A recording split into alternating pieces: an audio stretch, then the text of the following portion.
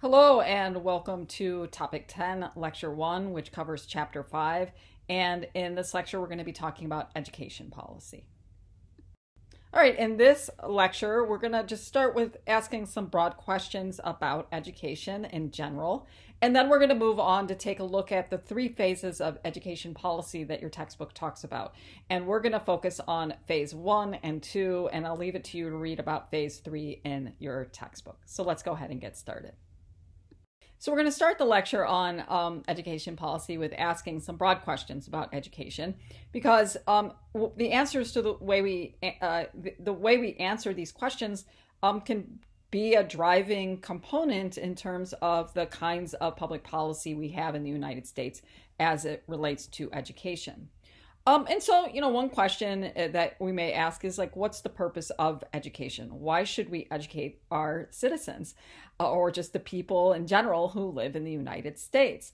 All countries would ask this question about what the purpose of education is. You're going to come up with different answers based on sort of the values of the society that you're talking about. When you think about the United States, we are a democratic country that, is a capitalist economy. You could say, well, maybe one of the purposes of education is to transmit political values to its citizenry, or just social values too, certain social norms that we might have. And so, when it comes to living in a democracy, you probably want the people who live here to value certain things, such as the key principles that make up our democratic society, value equality, value freedom and liberty, value majority rules, making decisions by majority, maybe value individualism, all sort of components of the political culture in the United States. So you could say the purpose of education is to transmit values, and that transmission should start early in childhood. You could say one of the purposes of education is to acquire skills. If you live in a capitalist economy, you might say, well, we want our populace to have a certain skill set so that they can participate effectively in the economy. They can get jobs, they can take care of themselves through the wages that they make, and they can also contribute to the overall sort of wealth of the United States. You could say the purpose of education is broader socialization beyond political socialization. You learn social norms, following rules, listening to authority, waiting your turn. I know a lot of my primary education seemed to revolve around that kind of socialization. But regardless of how we answer the question of what purpose education serves, that's going to drive the kind of public policy we're going to have around education. Do you have a right to an education?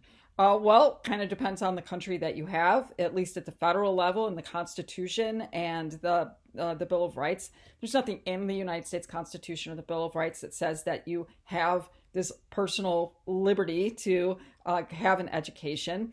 However, we treat education as if it is, maybe if not a right, an obligation, because in most states it is obligatory. It's mandatory that children get educated to a certain age, whether that is 16 years old or 18 years old. Your parents are legally, required to send their kids to school.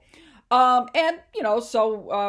whether or not education is something that is guaranteed by our founding documents or by our state constitution, we do definitely see it as something important because we make laws mandating that families send their kids to school. Who should pay for education? Well, if we mandate that young people should go to school, then it gets paid by the taxpayers, right? The taxpayers are basically saying, look, we want our children to learn certain skills and values, be socialized in certain ways. We're going to mandate that you go, and therefore the public should pay for that. If it's private pay, it sort of tells you that, attitudes towards education, that for whatever reason, the country doesn't feel like that is something of importance in terms of providing education for its populace. We have a mixed system in the United States, that we have public schools since you're required to go, but you can opt out of going to public schools and private payer schools, K through 12. Now, when it comes to higher ed, right, I mean, that tells us a little bit about what we value.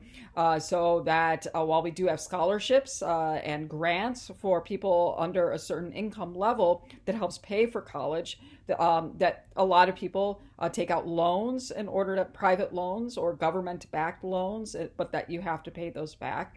And we don't have, the public committing as much to paying for the tuition for higher ed. So that tells us a little something about our values as well. In fact, I was really excited because in the Build Back Better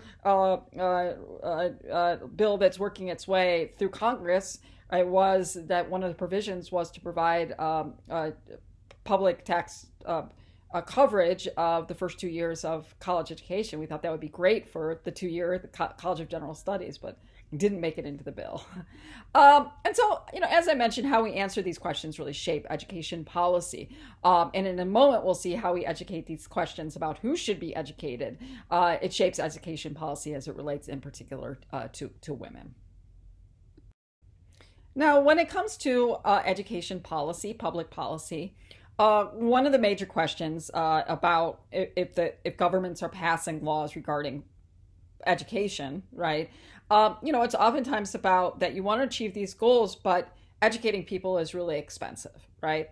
And so oftentimes education policy is about divvying up resources and sometimes scarce resources, particularly since if you're paying for people's tuition or you are creating public schools that students are required to go to, that's going to cost money. And so education policy is oftentimes about divvying up scarce resources. And that's because education is a public investment and with a public payoff, right? Skills, learn values, get people to be critical thinkers, another key component of living in a democratic society. It should be, at least. And so since it's a public investment with a public payoff, then it's sort of like, okay, well, what do we want that public payoff to be? So a lot of times you ask the question of like, okay, well, who should be educated? If the public's going to pay for it and the public expects a certain payoff from what they're investing, who should we spend that education on, right? And historically, some groups are not seen as worthy of that expenditure, okay? As we're going to see in today's lecture, for a long time, women were not included in public education. Up until the 1970s, they could be discriminated against in terms of higher education. African Americans with segregated schools or no access to schools at all were not seen as worthy of public expenditure because they were not seen as sort of the same, at least socially, not seen as being, worthy of some sort of contribution to society. Other people needed to be educated because they were going to make a worthy contribution. Others maybe didn't need that education because their contribution to society was either different or not valued. And so the answer to the question of who gets educated is oftentimes a reflection of social power, that if which gender has the power, which race has the power, which class has the power, the nationality, that oftentimes gets reflected in public policy. And so historically, women were really not thought to be worthy of that expenditure. That they, basically women were sort of seen as in their private sphere, outside of the public domain, that the contributions that they made were to their families, not necessarily to the public, and so that there wasn't this need to publicly invest in education for women. Obviously, that has changed dramatically over time, and because with the move towards equality and the idea that all people have things to contribute, regardless of their class and their gender and their race, public policy changes as it relates to education. So in this lecture, we're going to be taking a look at gender and education policy and how perspectives about why women should be educated and should women be educated, how that's changed over time. So your textbook identifies 3 phases in women's education from the historian Florence Howe. And so let's just go over the 3 phases, and then we're going to focus on 2 of those phases. So phase 1 of education policy starts in the early part of the 19th century and goes to about the mid-20th century. And that phase is known as the separate spheres phase. In other words, that women will be educated, but they're going to be educated in a way that's very different from the way that boys are educated or men are educated. Phase 2 starts in the 1960s and moves to, today we're still in this phase, is the idea of equal capacity. That there should not be any gender discrimination when it comes to education. Men and women, boys and girls should not be educated differently because they all each have equal capacity, right? Both genders are equal in terms of their capacity to learn and contribute. And then, so we'll be talking about phase 1 and phase 2 in this lecture. They also identify phase 3 that starts in the 1970s and is still around today. And so that's the educational phase regarding the development of new knowledge through feminist lens. So that when we think about education policy, we sort of think about education through a feminist lens and how that gets incorporated into curriculum and in the creation of departments, particularly in higher ed, but sometimes in high school as well. And so you can read more about phase 3 in your textbook and the creation of women's and now what we call gender studies in the United States. So let's take a look at phase 1 and 2. Okay, so let's start with phase 1, the separate spheres phase of education policy. And this is the phase where we begin to see girls and young women get public education, but they're educated in a way that is different and distinct from boys. Now, keep in mind that prior to the 19th century, most girls and boys were educated at home. It was a private endeavor for the most part. And so the 19th century is the 1800s. Okay, so prior to the 1800s, if you got educated, it's because your family decided to educate you. Okay, and oftentimes that meant that your family had to have some wealth because you would have to hire somebody to come and instruct you, particularly if you wanted a more advanced education. That begins to change early in the 19th century as there is a public sentiment that is increasing for educating young girls, okay? So early in the 19th century, we see increased opportunity for primary public education for white girls. Obviously, slavery is still going on through the mid part of the 19th century. So this moved in public policy towards educating white girls or girls applied to white girls, and it was focusing on primary education. Why? What's with the move to want to provide public primary education for girls? Well, one goal was to transmit values, goal of education. We'll talk about that in more detail in a second. The other was to learn skills. So let's dig into that a little bit more deeply. All right, so starting in the early 19th century, there was a move towards making sure that young white girls got public education. And the reason for that was because that there was this concern that certain values, in particular certain political values and skills, needed to be transmitted to young women. Why was that? Well, one of the concepts that helps us understand this is the notion of Republican motherhood. Now, when you look at that word Republican, we're not talking about political parties, okay? The Republican Party wasn't started until, later on in the 19th century. When we look at that word Republican motherhood, what that means is that Republican refers to the idea of the republic. The United States is a republic, a democratic republic. And this is early on, the early 1800s. This is a time, we're not even 50 years into the creation of the United States as an independent country. And so there was this real sense that the United States, this American experiment, that there were certain values that were really important to, the thriving of our republic. And that the best way to ensure that these Republican values, right, the values of equality, liberty, individualism, hard work, majority rules, rule of law, the best way to get those values, those political values transmitted was to teach them to girls because they were the future mothers, okay? So this idea of Republican motherhood, that girls needed to go to school because that's where you learn values, and they needed to learn these democratic values in order to teach future children, in particular boys, these values, but girls as well, right? And so, the Republic sort of, in a way, rested on the shoulders of future mothers, because mothers were the first ones to sort of teach these values to their kids, teach these values to girls, and then sort of setting the stage for the continuation of those values as their children would get educated. So that was one of the reasons why there was a sense that the public needed to educate white young girls, was because girls, it was important for them to learn democratic values as well. The other idea that sort of is behind the education, the primary education of girls, was this idea of the cult of womanhood. And, it kind of reflects this idea of, the proper role of a woman is to be a mother and to take care of the household. And so that the goal of public education for young girls at this time was that to educate them, to start that early education to become the best mother, the best homemaker, the best wife as possible, right?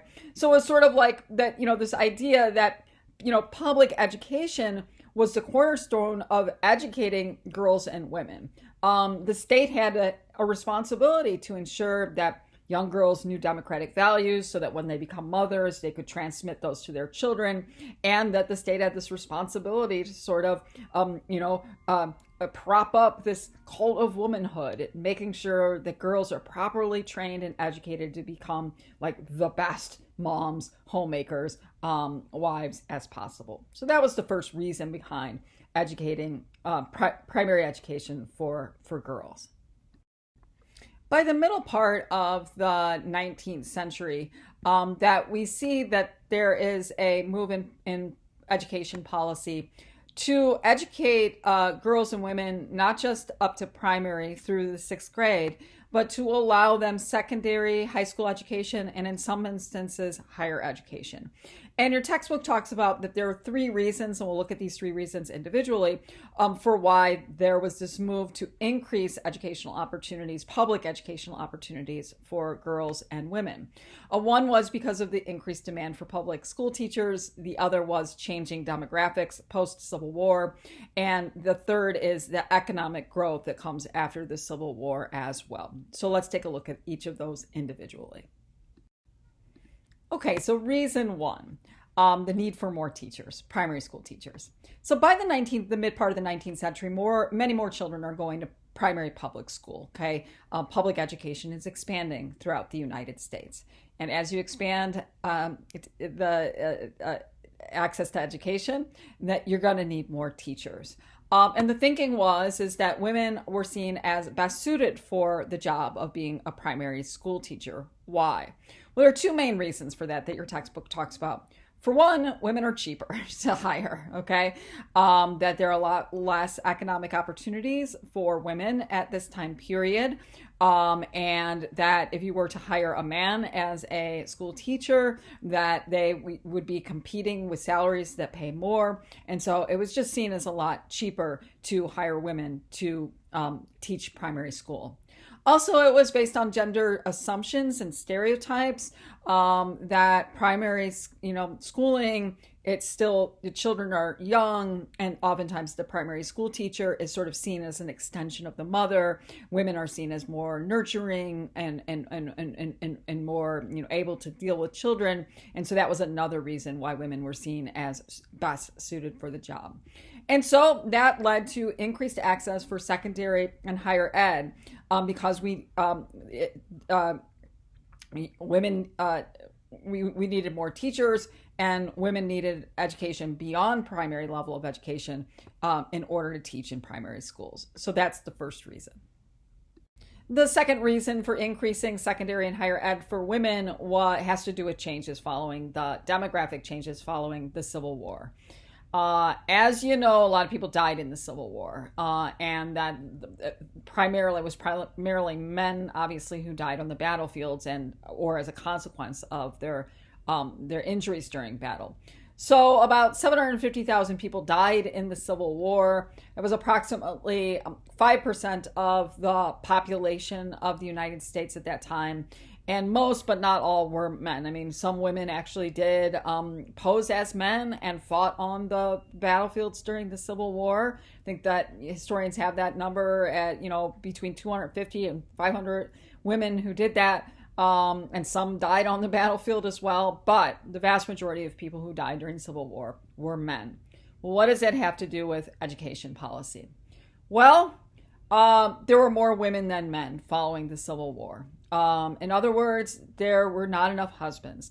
And we know from this time period, because of coverture and this idea that women, before they're married, are for the most part still under the domain of their fathers. And then when they would get married, it was sort of like the transfer of control from daughter to wife to be under the control of the husband. Some women, were singletons and had their own, their own autonomy and their legal recognition, but most women did not.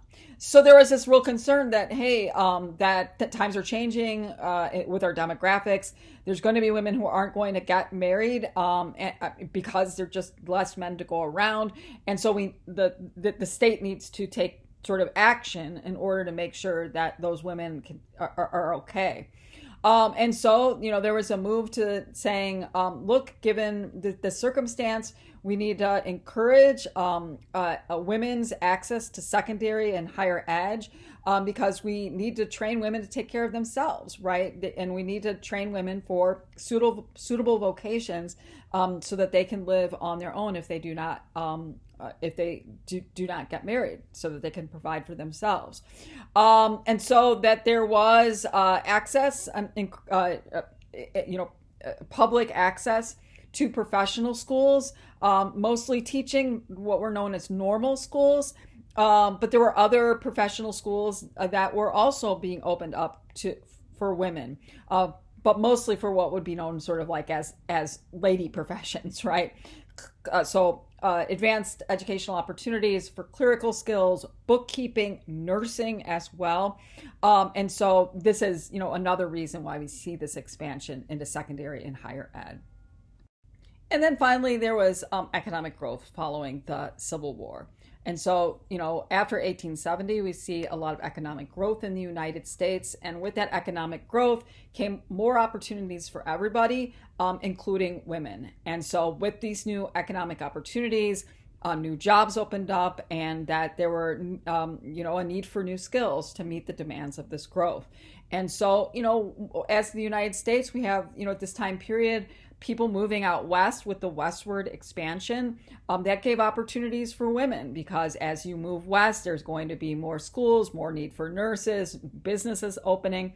And so that, that there's just these more opportunities, and with opportunities comes the need for skills. Also, there's an increase in the number of public colleges and universities as well. The Morrill Land Grant Act of 1862 basically, uses public land in order to build schools that are dedicated to agriculture and the mechanical arts, to education as well. And so as we have more public schools, then there are, more opportunities for men, but also more opportunities for higher education for women as well. So, as more opportunities are becoming available, educational opportunities are becoming available for women, this, is picked up on, that with more access, comes debate over the appropriateness of that access, or the impact that access to higher ed and secondary ed, the impact that will have on women, on families, on the nation, etc. And, so you see, first wave feminists get involved in seeing this expansion of educational opportunities for women as something that should be, grabbed onto and expanding those opportunities even more. So, keep in mind that for the first wave feminists that they were, fighting for the right to vote, for a long period of time, end of the 19th century into the early part of the 20th century. And remember that first wave feminists felt like that with the vote, it was the first step to greater political equality. You vote, you get informed, then you run for office. It's a stepping stone to becoming a full and equal player within the political realm. Well, first wave feminists also saw access to education as the first step towards greater social equality.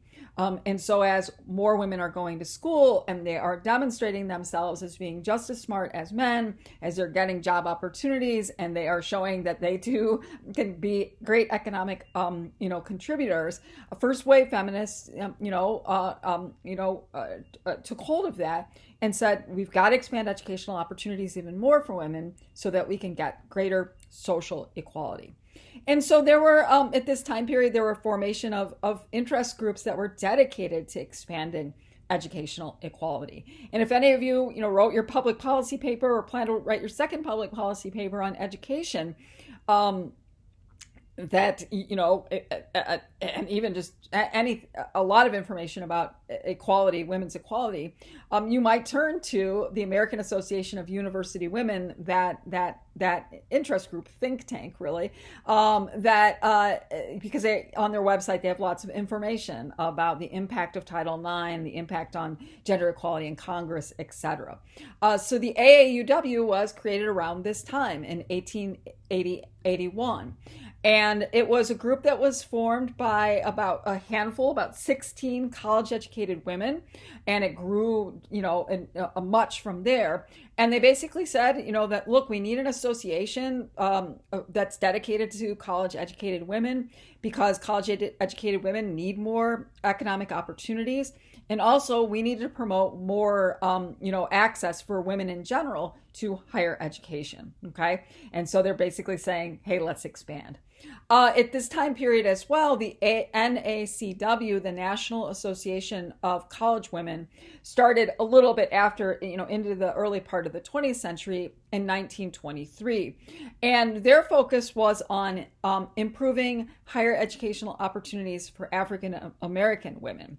And so, both of these groups are basically saying, let's keep going, let's expand economic equality or educational equality for both Black and white women. Well, it shouldn't come as a surprise that there was a backlash to the demands for increased educational access for women. And so, indeed, there was a backlash at this time period. And that backlash was basically a response to this idea that if women are having more access to education, that there's going to be some negative consequences to that access to education. And if women are going to be in certain professions, particularly being primary school teachers, there might be a negative consequence to that. And that's a lot of what the backlash was about. So on the one hand, there was fear-mongering over female teachers and fear-mongering over the creation of coed schools because more girls were going to primary and secondary school. And so in 1914, there was a book put out by Admiral Chadwick called The Woman Peril, that basically argued that female teachers have a negative impact on, in particular, boy students. That when the only teachers in primary education are women, that when these young boys start to, become more feminine because their role models are women. So there was this fear that female teachers feminized boys. We need to do something about that. There was also the sense that if boys and girls were going to in the same classroom together, that could have an impact on destroying the social order of the idea of gender stereotypes. That boys were good at some things and girls were good at other things, but if you're both reading and writing and learning arithmetic and both boys and girls are doing great at that or not great at it, right, kind of destroys the gender order. That boys should learn in one classroom, girls should learn in another classroom, because we don't want there to be this demonstration of equal capacity. And there was also fear-mongering over women in higher education. Harvard Medical School in 1873 released a study that showed that women who were getting higher education, who were going to college and university, that educational experience had a negative impact on their reproductive capacity. As I put there, it harms their lady parts. And so there was a sort of sense that, the stress associated with college, and college is stressful, right? It's stressful for men and women, but that it's particularly concerning because that stress could make it so that women aren't going to be able to bear children, and that is something that needs to be prevented or addressed, or women should be discouraged from going to school because it interferes with their reproductive capacity. The response to those were the creation of all boys sporting programs in public schools. So there were large-scale athletic programs that were created at this time period to offset the feminization that would come with having a lady school teacher, a woman school teacher. And so it was like, make sure they're getting their wrestling and their football in so that they're still learning what it means to be masculine. And that also then, because of the concerns regarding higher education on women's reproductive capacity, that it became we've got to raise barriers, that it's okay to discriminate against women when they're applying to go to medical school or law school or some of these professions that are going to be particularly hard and stressful. And so that's sort of the policy responses to this fear mongering that was going on. Okay, so despite the fear-mongering that was going on, that we do enter into a second phase of educational policy that is focused on the recognition that both men, women, girls, and boys have equal capacity when it comes to education. And so the emphasis in public policy at this time period is changing public policy to reflect the changing understanding of equality, that girls and women have the equal capacity to thrive or not thrive in an educational setting, in the same that they have the same capacity to do well or not do well in education as do boys and men.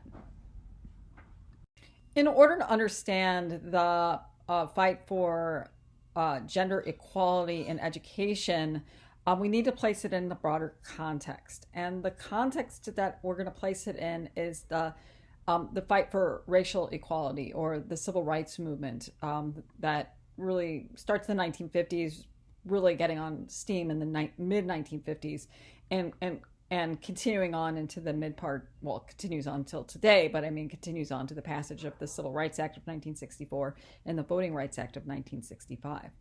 And so the reason that we need to place this in the educational gender equality in education in this context is because the Civil Rights Act of 1964 is a huge federal legislation that prohibits discrimination on the basis of a lot of things, but in only one capacity does it prohibit discrimination on the basis of sex. So let's first talk about what the Civil Rights Act of 1964 is, and basically what's included in it. The Civil Rights Act was, began to be developed during the John F. Kennedy's administration, but it was ultimately signed into law by Lyndon Johnson. But it was really what the civil rights movement for racial equality in the United States was really fighting for, that and the Voting Rights Act of 1965. But what the Civil Rights Act of 1964 does is that it ends discrimination on the basis of race, color, religion, or national origin when it comes to public schools and colleges, okay? So it for all practical purposes, it ends racial segregation in schools, okay? We know that Brown versus Board of Education basically says that separate schools for black and white kids is unconstitutional. It's a violation of the Equal Protection Clause. So this is the public policy that basically makes it federal law to say that you cannot discriminate on the basis of race, color, religion, or national origin in publicly funded schools and colleges. It also ends discrimination, racial discrimination in public accommodations, which is just a fancy word for businesses. Like any business that's open, even if it's privately owned, it's still a public accommodation. So a business like a restaurant, a movie theater, a grocery store, hotels. That basically ends the Jim Crow era. You cannot have separate train cars. You can't have separate, lunch counters. You can't have separate areas in movie theaters. The Civil Rights Act bans that kind of discrimination on the basis of race, color, religion, or national origin.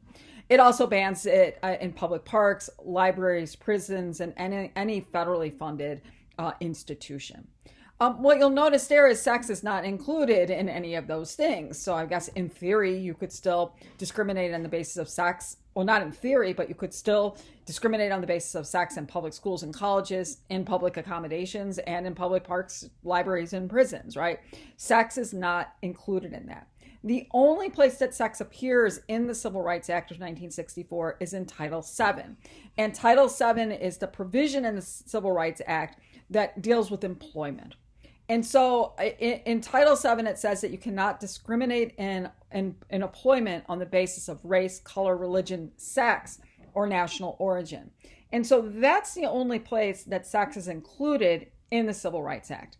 And that's important for us to know because this is, a lecture on discrimination in education, and that discrimination, just gender discrimination in education, and that does not end with the passage of the Civil Rights Act of 1964.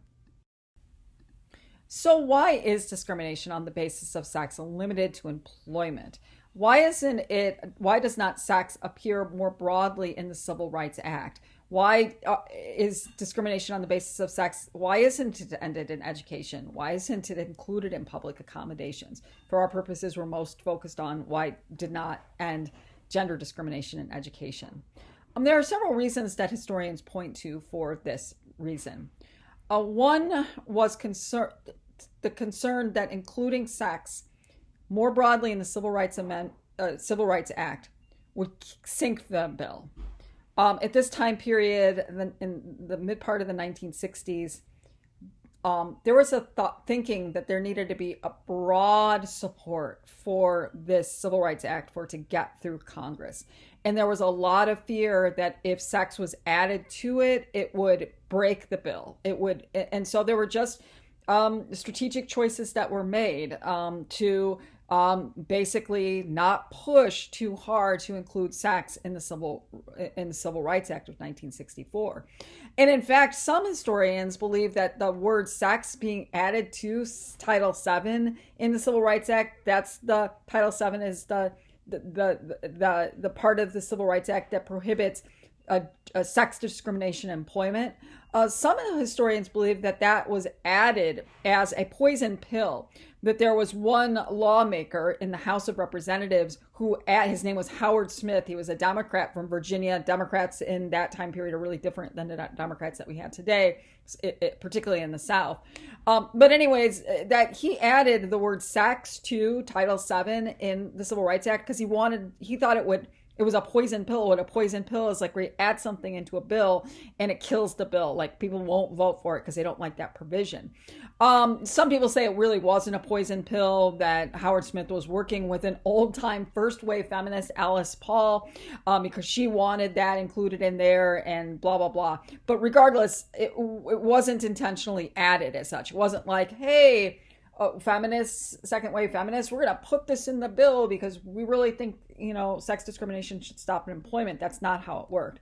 And even if it was considered a poison pill, put in as a poison pill to kill the bill, it didn't work because obviously the Civil Rights Act passed with that provision regarding ending sex discrimination in employment. It passed with that included.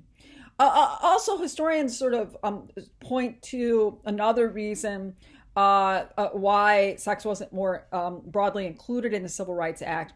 And that's because, and we saw this in earlier in the semester, that there have been long-standing tensions between the fight for gender equality and racial equality, particularly for white feminist, first-wave feminists, and second-wave feminists, white second-wave feminists as well. Really, before the sort of the the move towards intersectionality, sort of begins.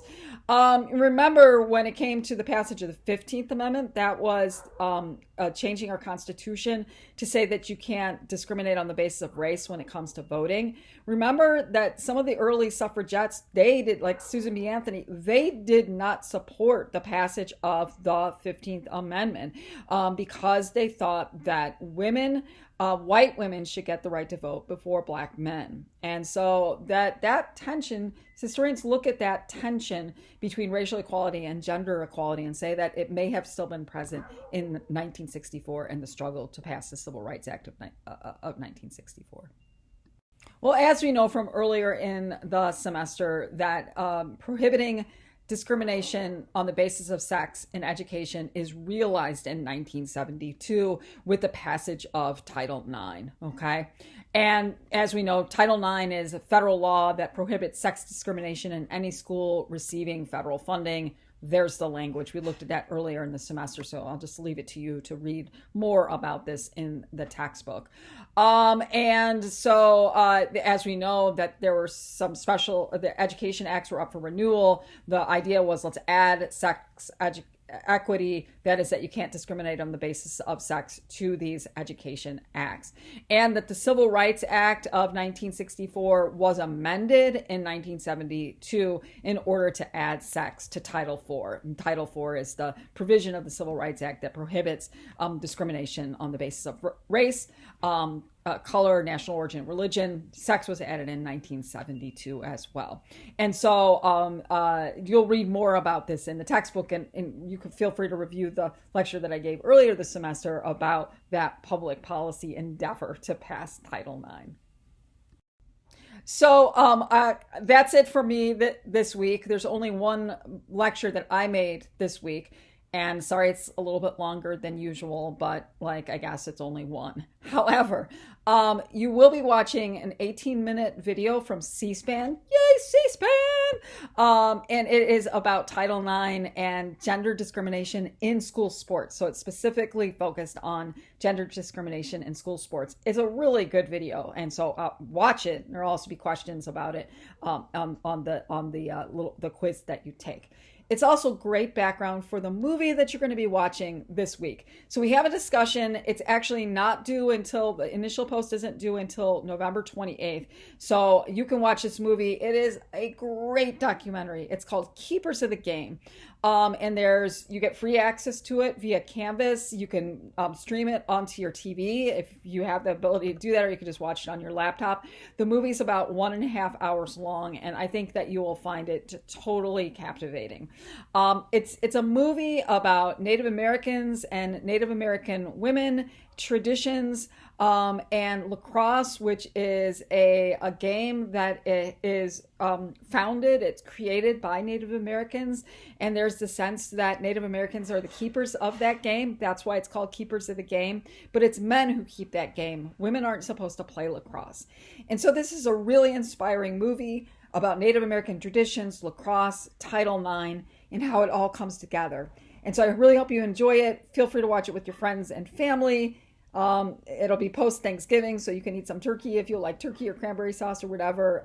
And so that's it for this week from me. Thanks for listening, and I will talk to you again soon.